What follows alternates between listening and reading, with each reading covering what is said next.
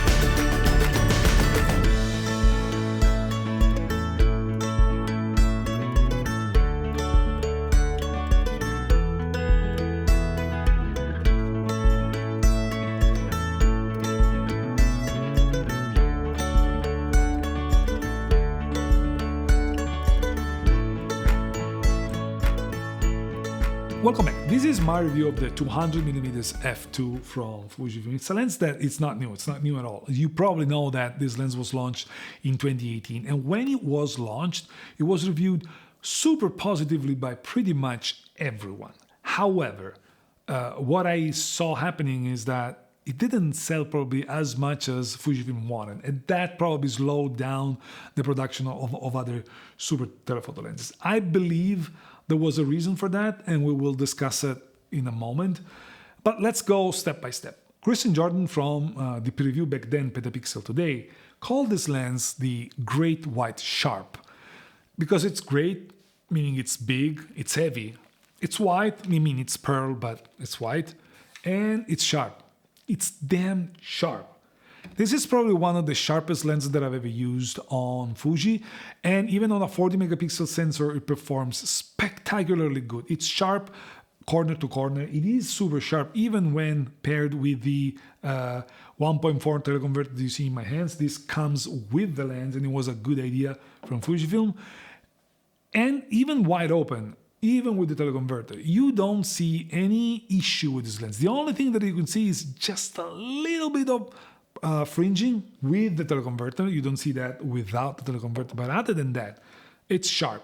The bokeh is beautiful. Chromatic aberration are very well controlled. There's basically no vignetting.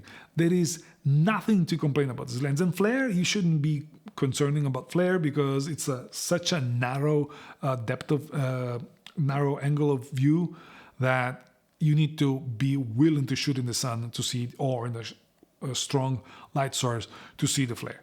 And once you put the huge hood on the lens, there's no chance you accidentally have light getting in. That thing is so huge that it's going to cover every potential light infiltration that you see. So from an image quality, I'm not going to dive too much into it. You've seen the pictures and you've seen it right now. it's an exceptionally good lens. It's really exceptionally good. And there's plenty of reviews from back then, from when it was launched. It's a spectacular lens. That doesn't make too much sense for me to say the same thing over and over and over and over again. From an autofocus standpoint, with the modern cameras, this lens performs spectacularly good. Even considering that Fujifilm is a little bit of struggling right now with the autofocus, but we know the firmware is going to come out, so I'm not super concerned about that.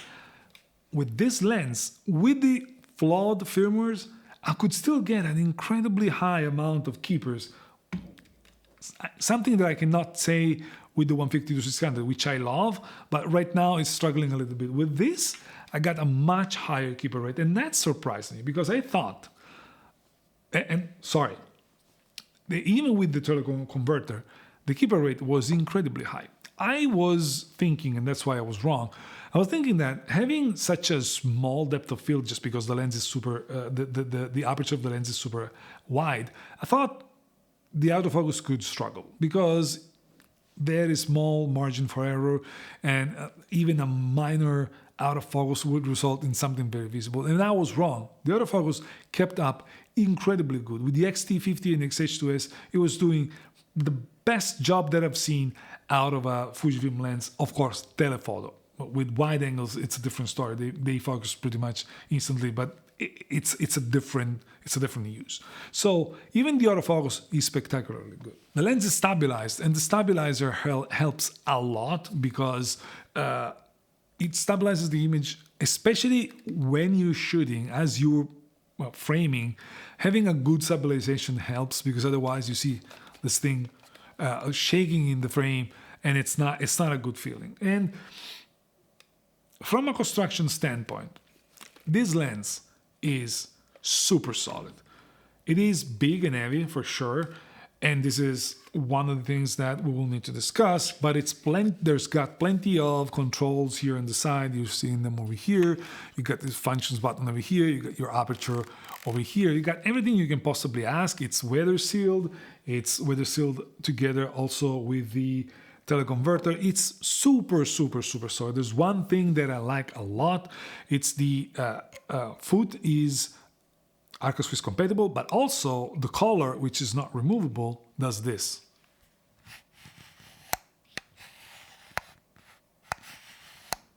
You get the notch every 90 degrees that tells you where you are. So you're not guessing that you rotated 90 degrees. This is something that I miss on the 150-600, that it should have been there. But other than that, I mean, we're talking about this lens today. The construction is super solid, but the lens is very, very big and heavy. And this is the reason why, with other reasons, I think this lens struggled in selling back when it was launched, and it makes a lot more sense now. Let me get to it. So I use this lens with the X-T50, and the X-T50 is a very modern camera. It's a really comfortable camera, and it's got a better grip than the other X-T30 and the other predecessor. But still, it's a very, very small camera, and everything was feeling very front heavy, very uncomfortable to use because you couldn't balance that much. It's a different thing when you use it with something like this, the X-H2S with its own vertical grip. So here's the thing. Think about 2018 when this lens got launched. This lens was launched at $6,000, a pretty heavy cost, especially considering that the top cameras that you had in the Fujifilm range back then were the X-H1 and the X-T3. And as much as we Fujifilm lovers like to think that those were exceptionally good cameras, and they were not flagships. And there were no flagship lenses to go with it. Yes, there were professional lenses like the 16-55 and the 50-140, but that meant that you were having good choice, good selection of lenses for the normal user, for wedding photographers, for portrait photographers, for general purpose photographers. You had that, and you had a pretty good range. But when your top camera is sitting at $1,500 and your lenses are all below $1,500, When you come up with something like this, which is $6,000, you have a spectacularly good lens, but you don't have the audience for it. Because let's face it, if your top camera is $1,500, you're basically collecting mid-tier type of professionals.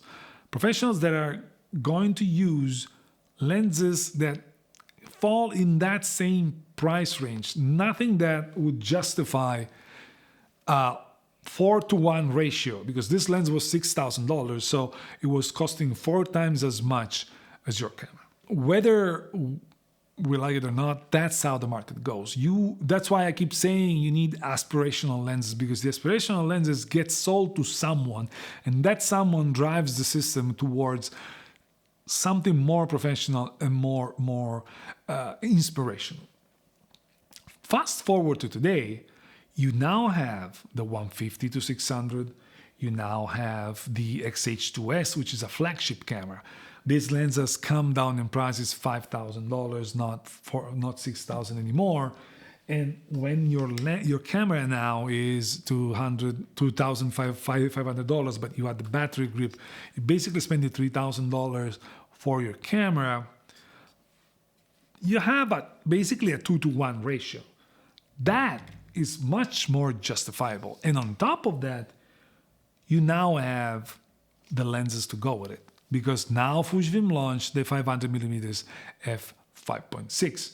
And based on my experience, I was shooting wildlife with this, and I thought this focal range was weird. And I was wrong. I was wrong because I thought this wasn't long enough for wildlife photographers, and it was too long for general purpose use. But I was wrong. For wildlife photography, this, especially together with its telecom converter, which is included, makes a lot of sense. And the good thing that Fujifilm did is to include this, because you basically have two different lenses. You have a 300mm f2 equivalent, which may be really good for sports. And you have a 420mm f2.8, which then becomes incredibly good for wildlife. And using this lens, and thanks to Fujifilm Italia for loaning me this lens for a pretty substantial amount of time, and also for loaning me the camera that is recording me right now. This video is being recorded on the Fujifilm XM5. More on that in the following weeks, so stay tuned, subscribe, you know all of that. Let me know what you want to test about the camera. But let's go back talking about the lens. Thanks to the use that I could use out of it, I definitely got the reason for this lens to exist. And it's a spectacular lens for wildlife, because when the light is not that much, you cannot shoot f5.6 or f8. You need to go down. And this is the brightest Fujifilm lens, Fujifilm telephoto lens, and 420mm equivalent f2.8 are enough to get very good pictures when the light is not that much. I didn't think so, but I was wrong again. And the background separation that you get at 420mm equivalent f2.8, it's incredible. You definitely get a 3D pop that I wasn't getting with the 150 to 600, which is a good lens. I like it, but it's a different category. And so today I think this paired with the brand new 500mm f5.6 could be a dream combo when it comes to wildlife photography, because let's face it, with the both of them, you're spending basically $8,000, something like that. With $10,000, which is the usual cost of a 400mm f2.8, maybe a little bit more, you get two lenses and you get the camera to go with it. So once Fujifilm fixes the autofocus with the new firmwares, even if it doesn't get as perfectly good as it is with other brands, as long as it's good enough, you have a pretty solid combo that I'm actually thinking about getting, because I'm thinking that the 500mm f5.6, which I hope Fujifilm sends me soon, if I like that, I can think about selling a lot of gear that I have to get this and the 500 millimeters f5.6, because I think that combo is going to be a killer combo. Yes, it's expensive, but if you get into wildlife, you know you're gonna be spending a lot of money. So, in conclusion, I think today this lens makes a lot more sense. It makes sense because now you have all the rest of the system that is ready for lenses like this, and I hope now Fujifilm expands this type of lenses. I hope they come up with a 400mm f2.8 or 400mm f4 at least to go with it, because you need that type of lenses. You need to expand the system to make lenses like this make more and more sense as you go. Let me know in the comments below. Did you try this lens? If you did, how did you feel about it? Did you feel the same addictiveness that I found while shooting this lens? I'm really curious, and I want to know your thoughts. I think that's it for today. Ciao, and I'll see you in the next one.